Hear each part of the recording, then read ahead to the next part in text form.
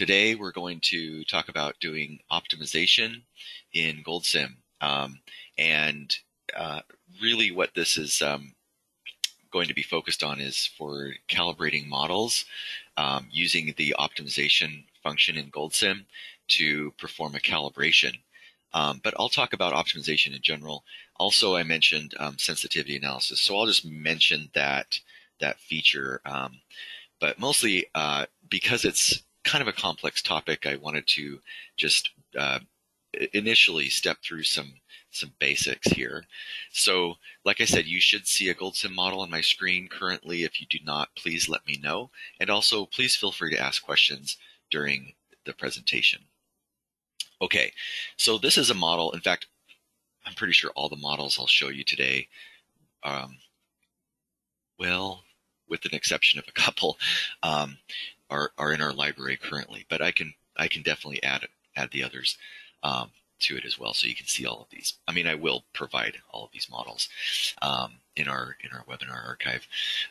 Okay, so what I want to talk about is optimization in GoldSim. How does it work? So to run an optimization in GoldSim, you in any model, go up here to the Run menu, and then you'll see optimization right here.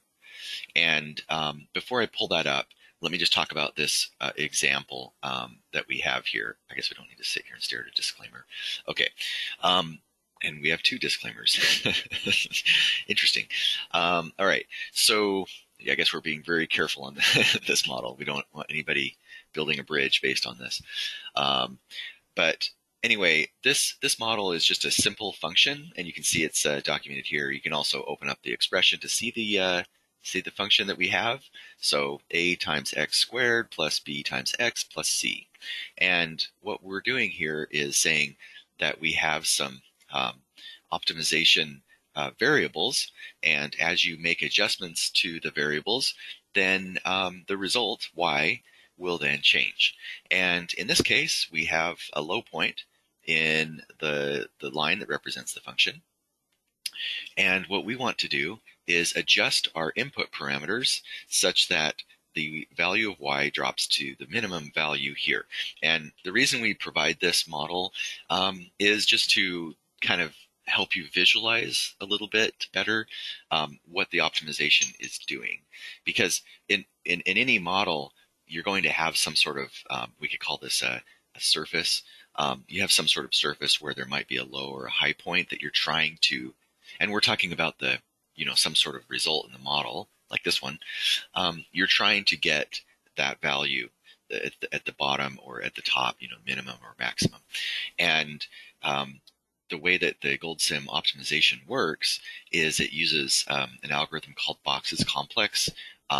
In our documentation, you can look into that further. People have asked us before, why that one? Why not another one?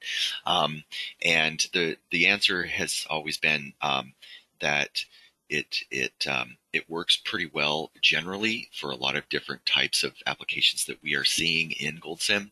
Are there other ones that are better for some situations? Yes, but we don't have those built into GoldSim. We only have this one.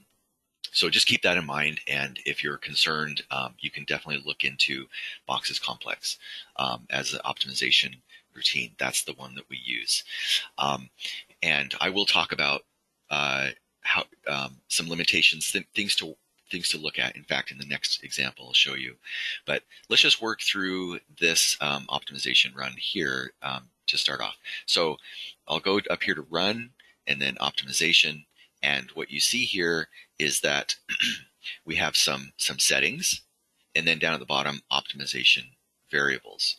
And at the top, we have the goal. This is the objective function. If you're used to doing optimization, it's called the objective function.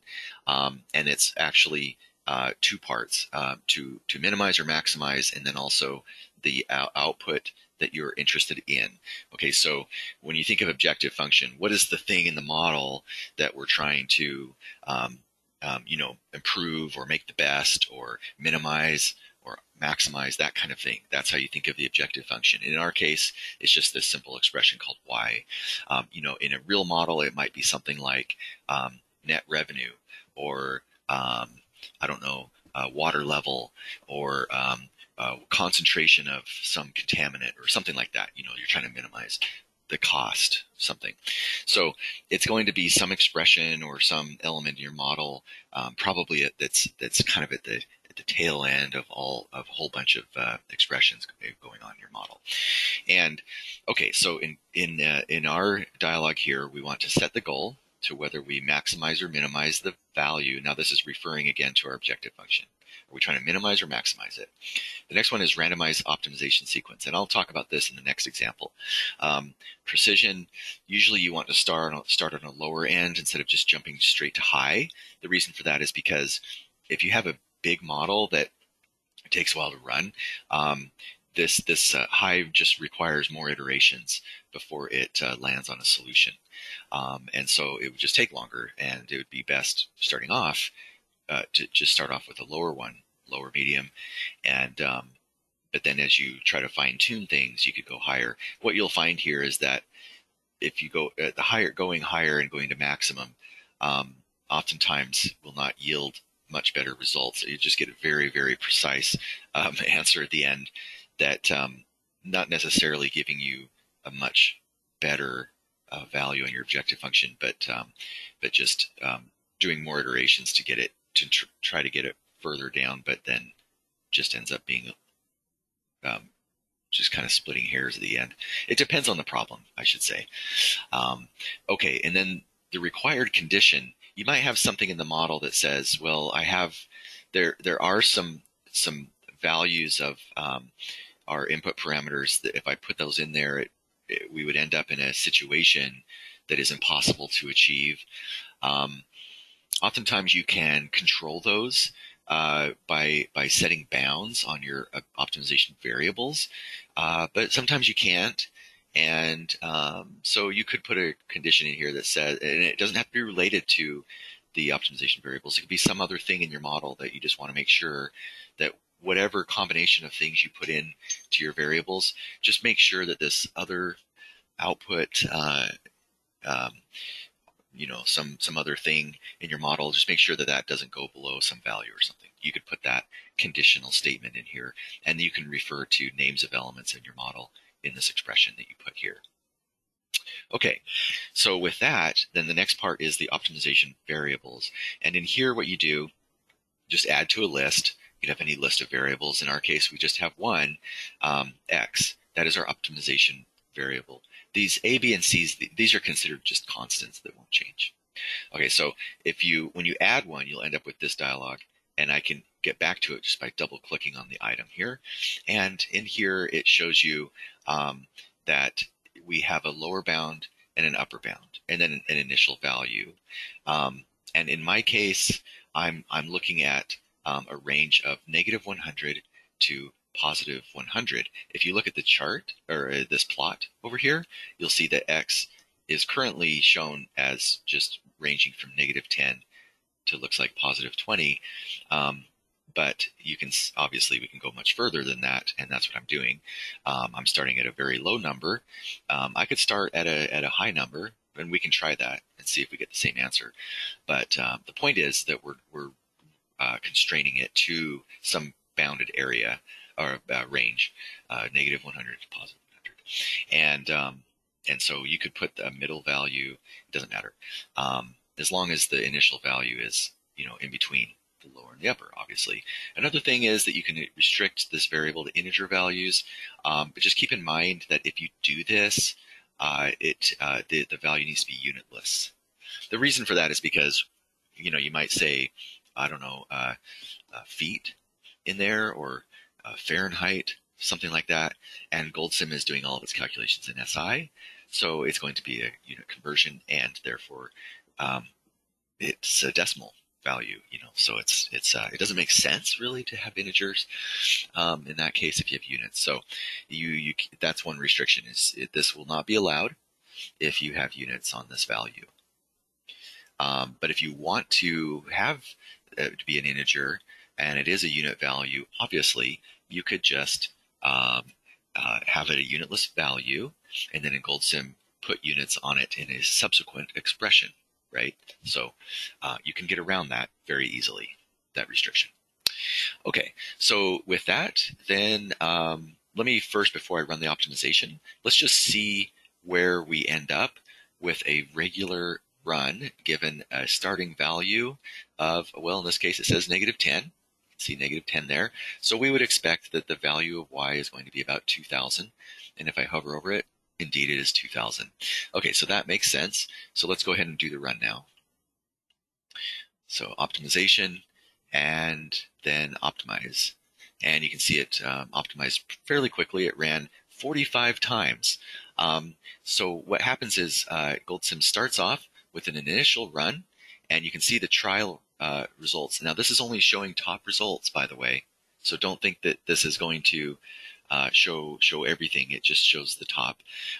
So it doesn't show the first run, but it shows the second run, second trial right here.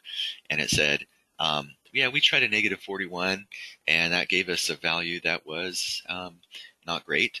And then it keeps trying some more runs, and eventually it starts to hone in on a value that's getting closer and closer to more negative numbers. We're trying to get as small as possible because our optimization goal is to minimize, right? So it's trying to get smaller and smaller, and and it's just doing that by changing these. You can see sometimes it went the wrong way. So as we were iterating through runs, we got to iteration 7, and it was worse. And it said, okay, well that's not a good value. Let's go the other way and try a different thing. And so on iteration number 8, it went to a little bit different number of x, going less negative, and found that oh, that's a good direction. And so let's go more negative. And anyway, that's the kind of process that it goes. And always starting out, you can imagine it kind of like a shotgun, shooting a shotgun at a target.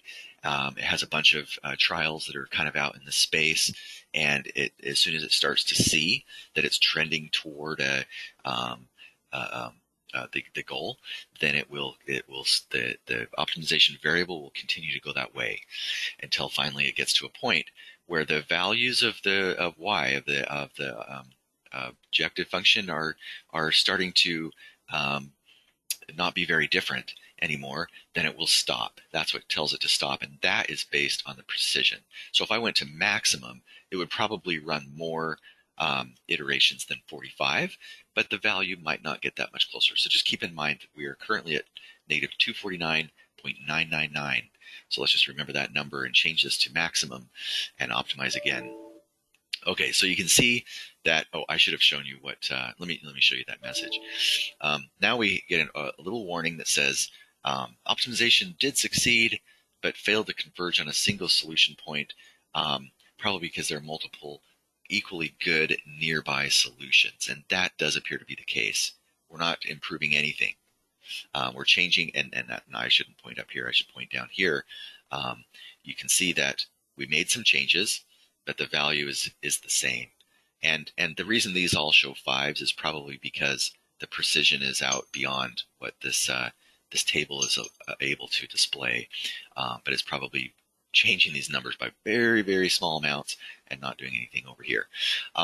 Okay, so that's kind of what I was trying to say as far as the precision. Sometimes it's not very useful to go more precise. It depends on the problem, really.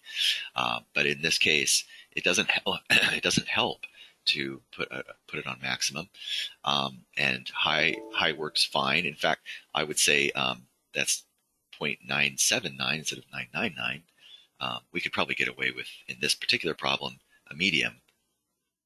And we got it with a medium.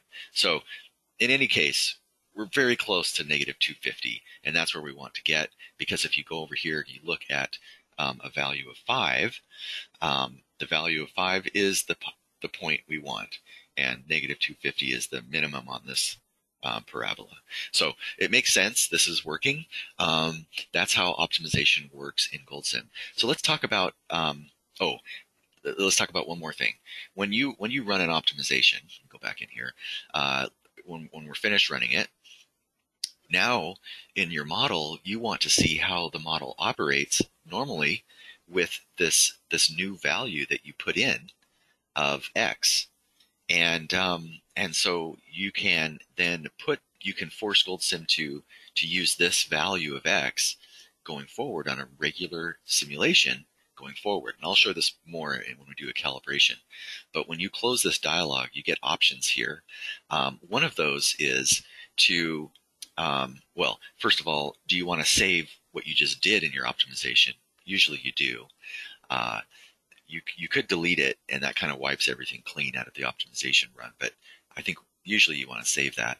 The next part down here is whether or not you want, next time you do a run, do you want to have the starting point be where you left off?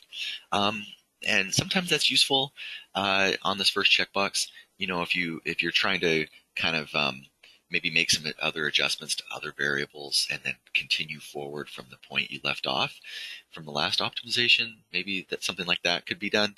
But usually it's the second checkbox that you want to check. And this is where you copy the optimized optimization variable output. You copy that into the definition of the data element. So in this case, you know, we ended up with approximately a value of 5, if you recall, and we could copy that value and put it into this data definition by checking this box, hitting close, and now you see it shows that value, which would then give us the output that we're looking for. This is useful for calibration of a model, which I'll show you next, or I'll show you later. Okay, so that is that's one model. The next one that I want to show you is a similar one. And this is where you have two possible outcomes on a optimization.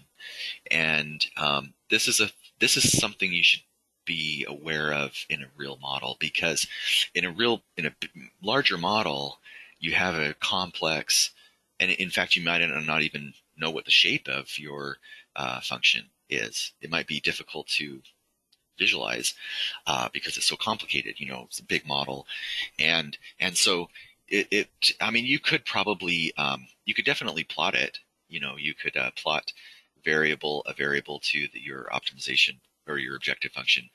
However, what we usually end up with is multiple optimization variables. In this case, we only have one. We have X. So it's very easy to plot this, but I would say most of the time you're going to have multiple optimization variables. And in that case, you don't have a very simple way to plot it, but it is going to look like some sort of, you know, three-dimensional landscape, I guess you could think of.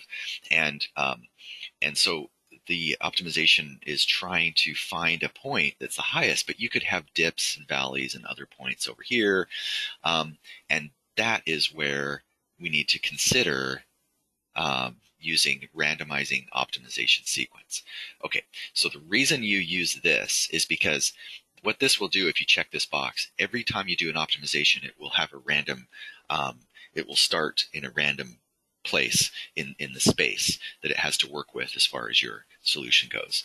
And if you don't check it, then every time you do an optimization, it always starts in the same place. And if this is not checked, it's more likely that you could end up in a place that is not the optimum. It might be a local optimum, but it's not the global optimum over the whole space. You might end up just always focusing on this high point instead of this high point over here, which is the global. And so what could be done in this model is, so for example, if I set this to medium and then I uncheck this, and what I want to do now is I want to look at to see if I can find this global maximum value. And I'm just going to look at X here. My starting point, you can see, is 80. So I'm starting over on this side of the function. And if I run optimize, let's see where we end up. It says 5,000, a little over 5,000. I'm pretty sure that's this high point over here. It is actually, yeah, X88. Yeah. So this found this point over here, which is not the global maximum. If I run this again, you'll see it hits there again. And let me see if we ever go to the other side. We don't. Okay, so we're always going to sit on that.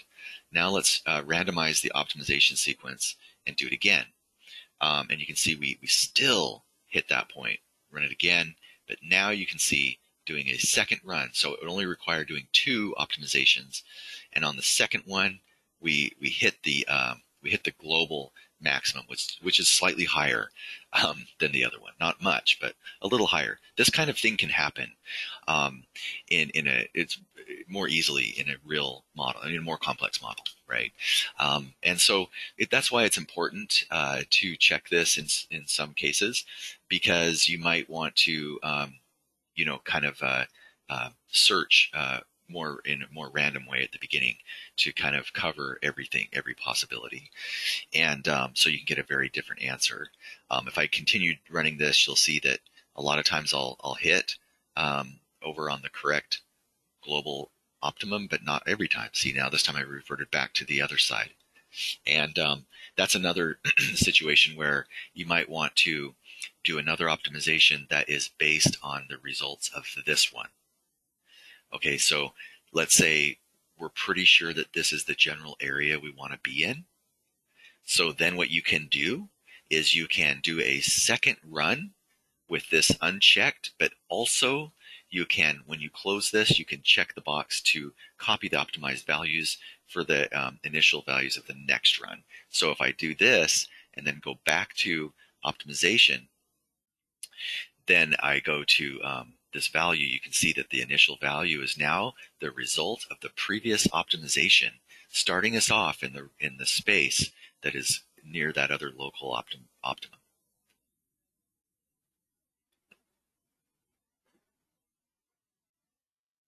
Somebody asked, each run of the optimization is unrelated to the previous one. You're just randomly picking a new starting point. Yes, that's right. That's right. And we're when I check that box, you saw when I closed this and I check this box right here to copy optimized values to the initial for the next, that's also somewhat tying it to the previous optimization only by setting the initial starting point that I mentioned. So going back here, that all that does is it sets the initial value that we're starting at for X to be the value that we optimized from the last run. So knowing this, then what we could do is uncheck the randomize and set the initial value to -80, so starting us out over in this area. And then when we hit optimize, then we should stay over there, and we are staying over there because I've unchecked the randomize. So now we do it again, and we're staying over there. Okay, somebody asked, if you don't have a graph of your function, you don't know what it looks like, how can you tell if you've reached your global optimum? That is a good question. That is a good question. I guess I don't know the answer to that in all cases. However, in fact, I don't know. And this will come to light more as we look at more complex models. So for example, a calibration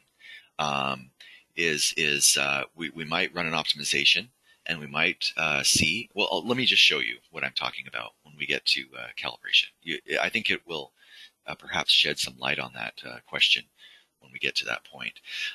Before we talk about calibration, I want to talk about first how we measure a calibration. And one way to do it is, let me open another model. One way to do it, one way to do it is with a model efficiency coefficient that relates let's say you have a time series of measured data. This model, by the way, was built and presented by one of our users, Charles Eikenberry with Fire Engineering. Maybe some of you are familiar with this, or maybe you attended this. It was a previous webinar a while back. It was done. But essentially what this does is we have observed record. We have an observed time series record, and that's this time series element right here.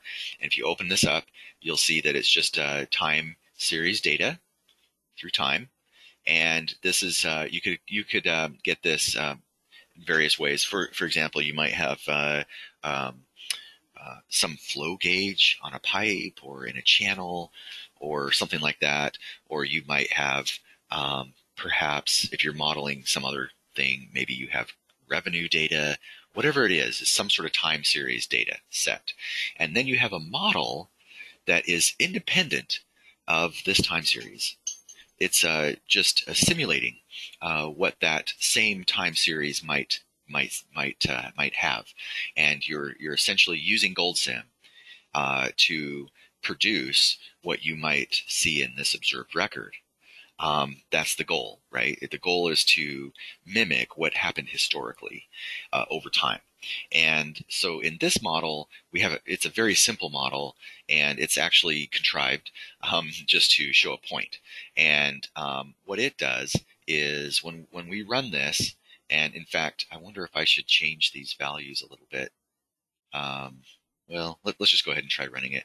When I run this model and then show a plot, it looks like this. So we have observed values in blue, and then we have the predicted based on some function in the model that is supposed to try to match those observed values over time.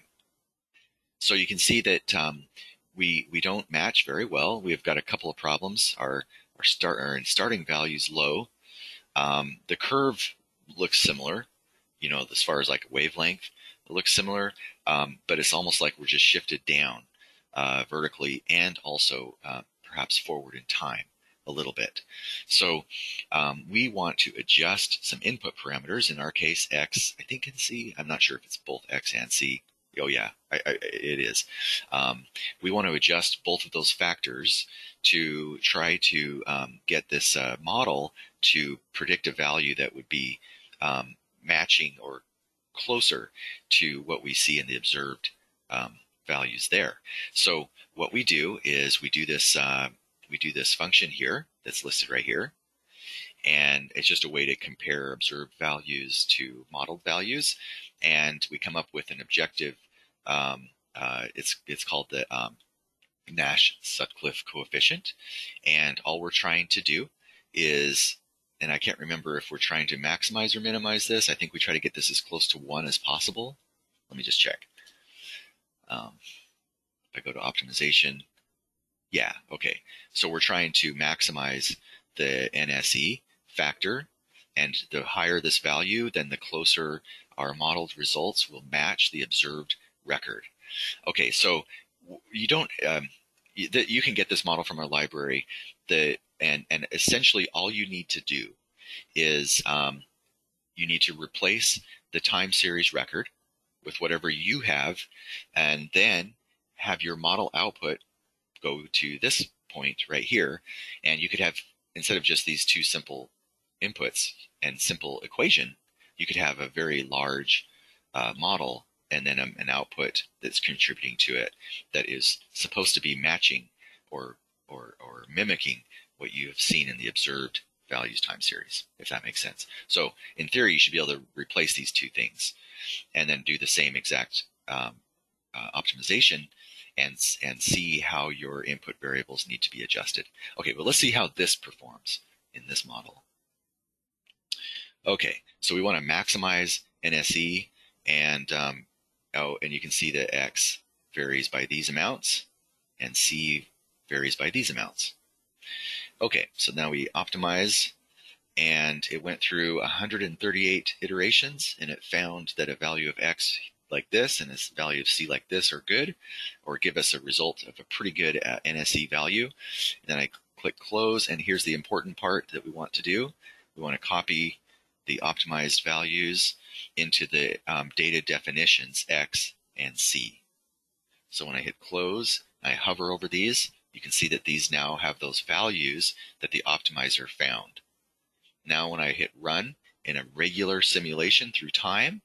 Now I can open up the chart and you see the model output fits much better to the historic observed values.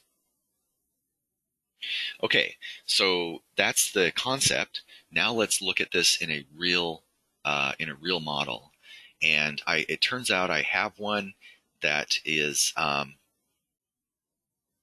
let's see if I can find it. Okay. Now this model is let me what's that? Okay. So this model is, well, it's a model I'm familiar with personally because I've worked on it. I used to live in Utah, and this watershed is in Utah. It's a model. This is a model of a watershed that where there's rainfall and snow accumulation in this kind of mountainous region near Salt Lake City, Utah. And I went to school there. So anyway, I'm just familiar, and I have a whole bunch of data. So I just thought, well, I'll build this model and then I'll go ahead and give it a try. I'll try doing this calibration process by using optimization. Now, we don't have to use optimization, right, to do a calibration. We could just manually adjust variables in the model and then see if we can get a close fit to the measured stream flow at the tail end or the downstream end of this watershed. So here's a picture on the right of this watershed. It's just delineated here in this topographic map area. And then at the bottom, there's this little lake. But right before the lake is a flow gauge in this channel located down just above the opening of this lake down here. And so we have a time series record of the flow into that lake. If I go into the calibration container, I have this element here called Q gauge. This is a similar calculation we just saw, but it's not very well organized. I just threw the elements in here, so it doesn't look as nice. But I could clean this up a bit if people want to look at this. But I'm just doing a function of on that element to see where this came from. It came from a time series right here. And this time series is the measured flow record.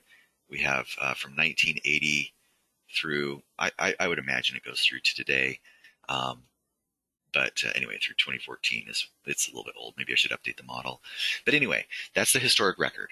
Okay, so, and then our model itself, if I go into the model, let me start with this thing called system model. Okay, so what we're doing in this model is we have rainfall. Now, there's an option to generate random rain and temperature values, but that's a whole different subject. In fact, we talked about this in our early lessons, right, in this series. But let's not worry about that. We're not doing that for a calibration. For the calibration, we're going to put in historic observed rainfall, precipitation and temperature. And we do happen to have that information for this site because there are snow-tail sites in the upper portion of this watershed that where they measure precipitation, temperature, and snow accumulation and snow melt. So all of those things we have. And so in this model, we have a container here to simulate snow accumulation and snow melt, and also evaporation. We're simulating evaporation. We're simulating watershed runoff, and routing that down to the flow into this reservoir. And so what I'm looking at is just before the water enters that reservoir, I'm going to look at the simulated runoff and compare it to measured runoff. Okay, let's see. There's some other things, but don't worry about forecasting and stuff. This is all a different problem. It's not related to the calibration.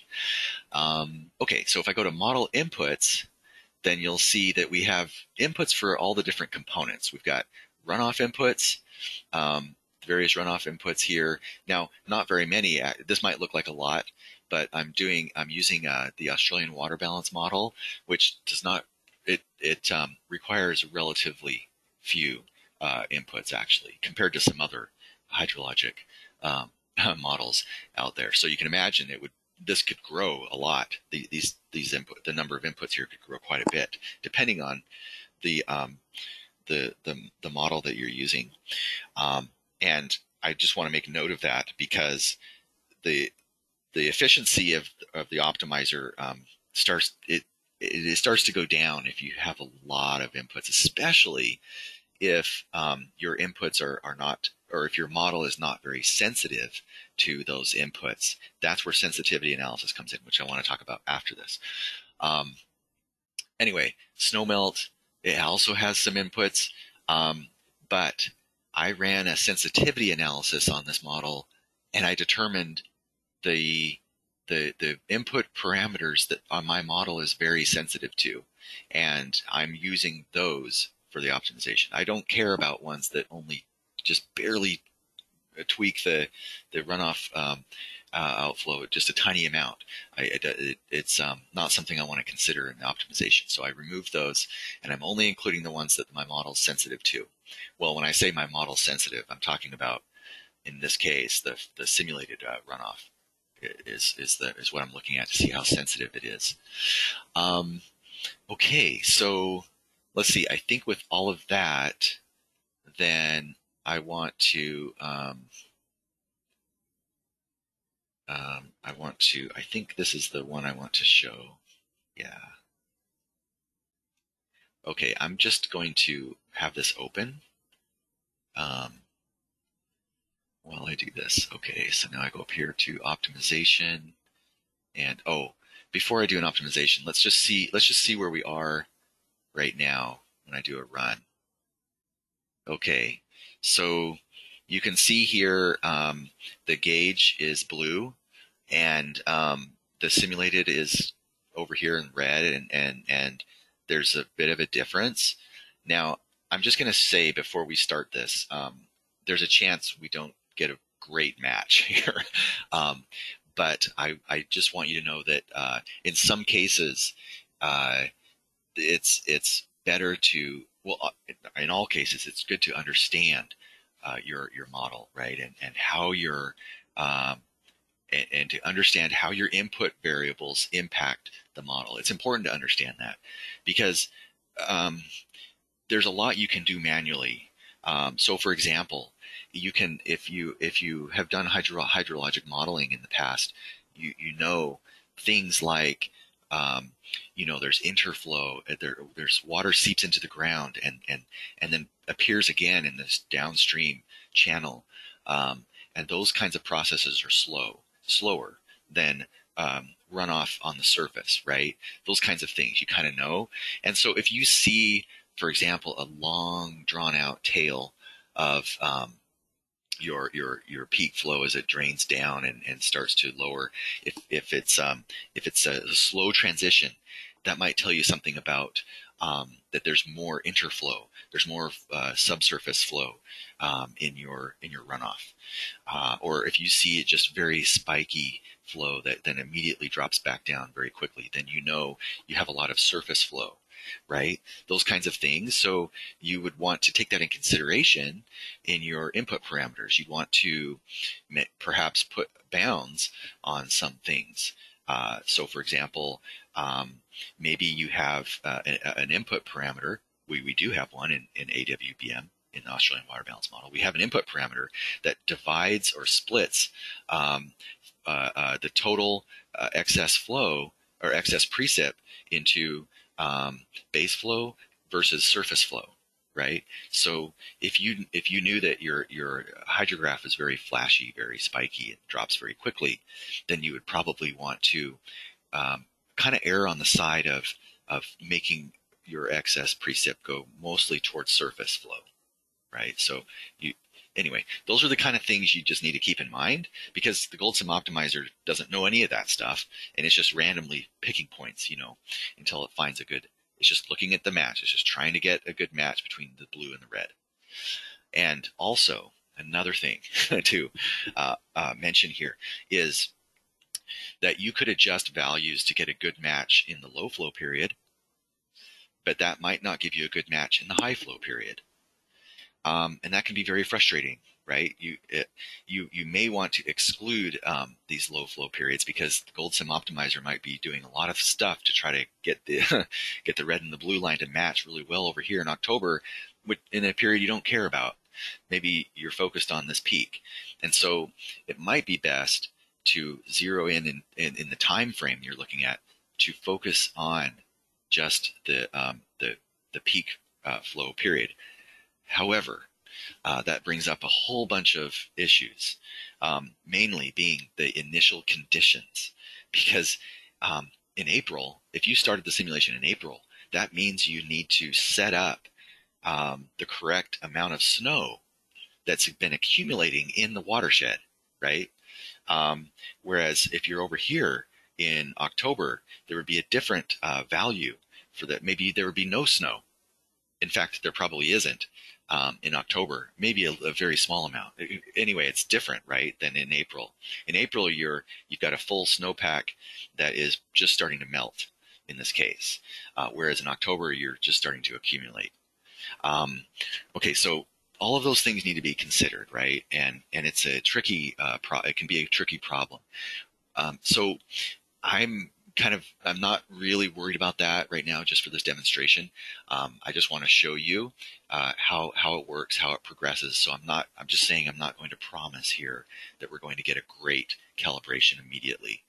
All right, so I'm going up here to run optimization, and you can see here that I'm trying to maximize because I'm using this coefficient. In my case now, I'm not using the NSE, I'm using R squared, a similar function.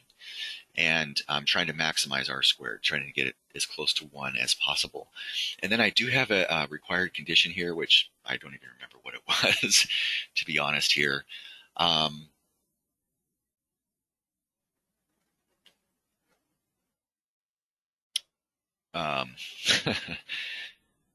Yeah, I have some factor here that is looking at the cumulative result of volume flow. So in addition to trying to get the individual daily points to match, I'm also looking at the cumulative flow volume over time to make sure that we don't end up with a potentially okay match on the time series, but then are so far off volumetrically over the simulation period that it's unreasonable. That's what I'm trying to avoid right here. And I'm not sure if this is the best way to do it. What I think a better way might be to come up with I'm going to call it a calibration score, which might involve R squared and other things such as cumulative volume, stuff like that. You would then come up with a normalized score, some sort of combination of R squared and some other things. You have to be careful, though, that they're on a same kind of scale and same importance value, but you can do it. You could come up with, we call it like a calibration score. It's a combination of how well the daily values match plus how well did our total volume come in, and you could then give normalize the factor to be a value between 0 and 1, similar to how R squared is. Stuff like that. And then you add them together and say, I want the maximum. Things like that are things you can do to get a better optimization. Okay, but I put it in as a required condition. I just don't want to come up with an answer where we have a big difference in cumulative volume. There's also a situation with, in my case, and this is similar to what I was saying before, the KB and KS, that's the runoff. These are runoff factor recession constants for Australian water balance model. And in my particular case, I did not want a surface recession constant to be greater than the base flow constant. And the reason for that is because it kind of doesn't make sense. The recession constant for base flow should always be a larger number because that's representing the slower, more attenuated discharge from the subsurface to the downstream point. So it would make more sense to have a small surface factor and a larger base flow factor. So that's why I have that condition in there. because I didn't want it to end up with something that's unreasonable. Okay, so that said, we have a whole bunch of factors. I did a sensitivity analysis and I found that these factors most affect the runoff. And some of these, well, most of these are runoff factors, not all of them. This first one, albedo, is for snowmelt, and also M-base, lapse rate. Those are for the snowmelt runoff model. The rest of these are for runoff. Well, no, the elevations, those are used for snowmelt. But anyway, it's a combination of things. But you can see there's a lot of factors, 11 factors. Okay, well, enough said about that. Let's go ahead and just run it. And so what it's doing now, this is going to run slowly because I'm displaying a chart at the same time. And it doesn't completely show the whole plot because it's running them a little too fast to show all the way through the end of October. But we can get kind of an idea of what GoldSim is trying to do here. As this optimization line is increasing, getting closer to 1, we should expect to see values, time series here that are where the red and the blue are getting closer together. We should hope. That's what we hope here. And so I'm just going to let this run for a bit. You can see it's already improved up to 0.92. I don't remember what we started at. Well, it was a negative number, actually. So let's see where we go. I don't think it runs too much longer here.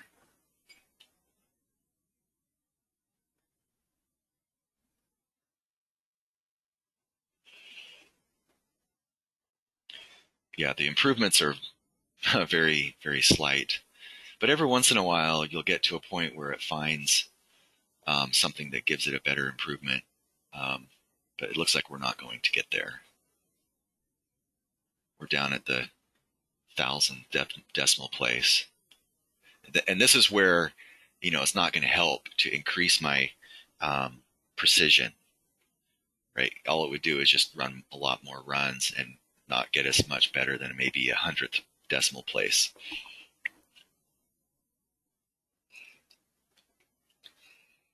I'm going to stop this after too much longer. I don't want to sit here too much longer.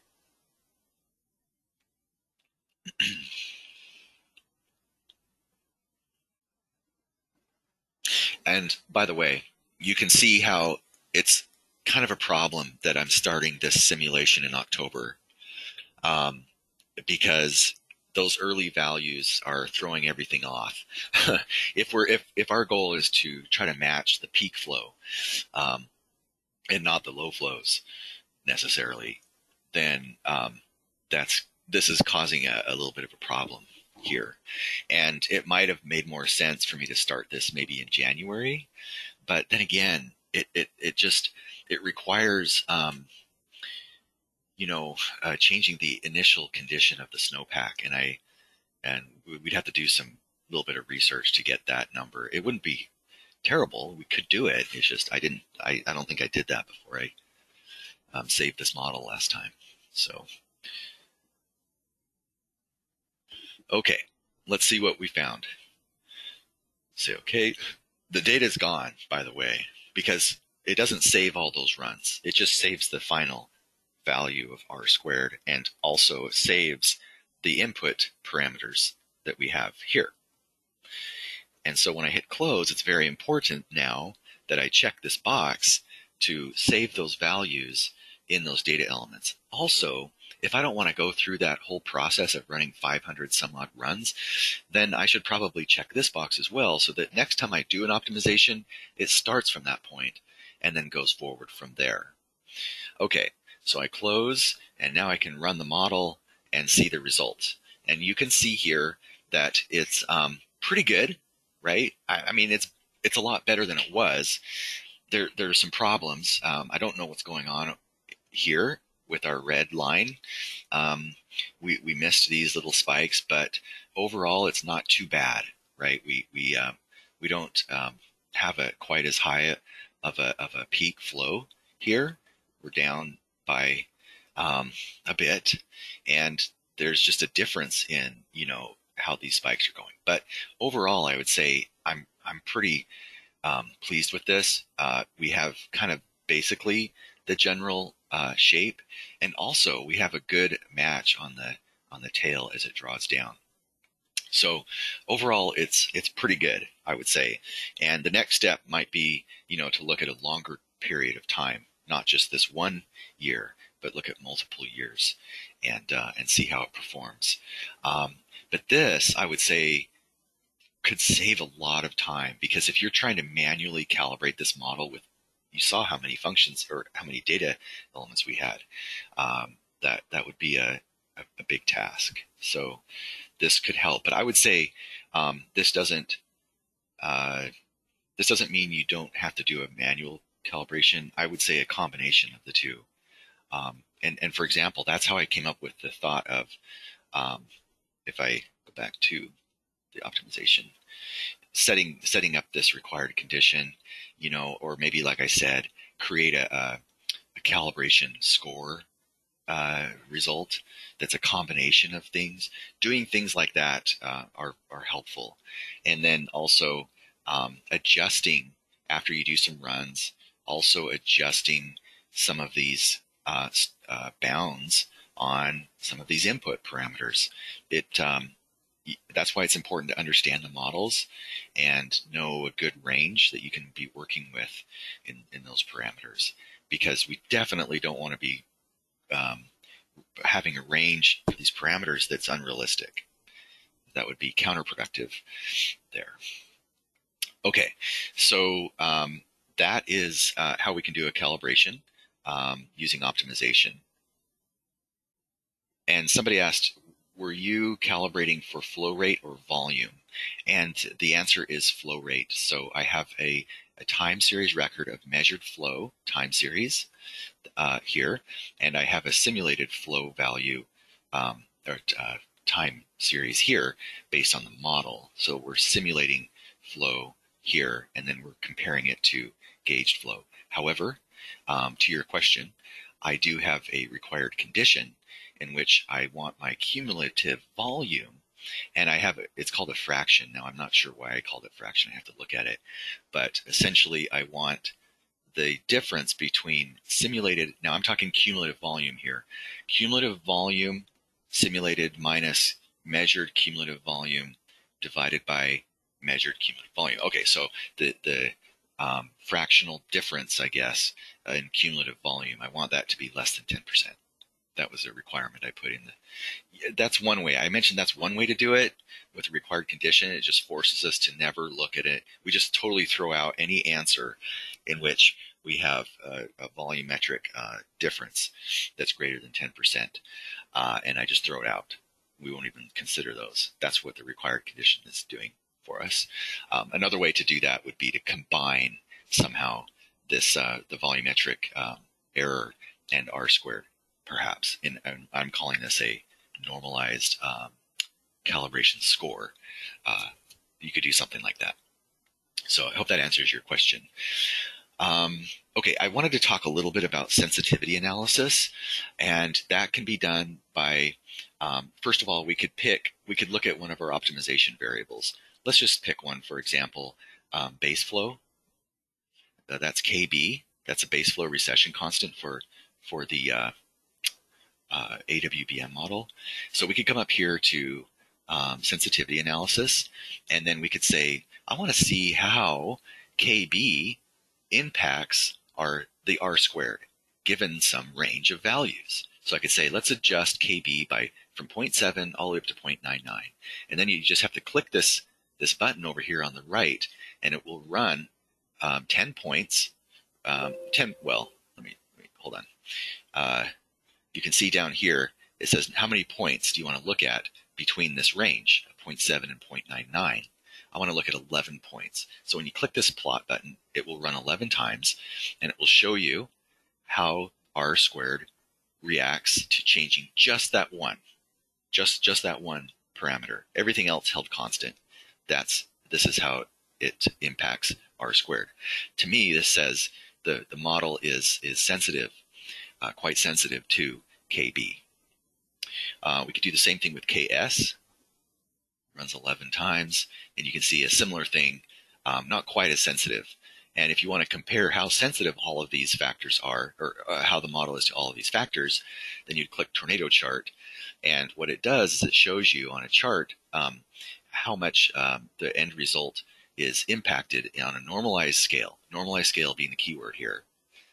It normalizes all of these values. You can see that they're not all aligned, but then this will normalize them into a chart so that you can kind of compare the relative impact that R squared is receiving based on adjustments of these various input parameters. So if you ran this, you want to probably look at the bottom end. The reason this is called tornado is because it puts the more impactful elements at the top, and then the less impactful ones at the bottom, and so it's like a cone shape.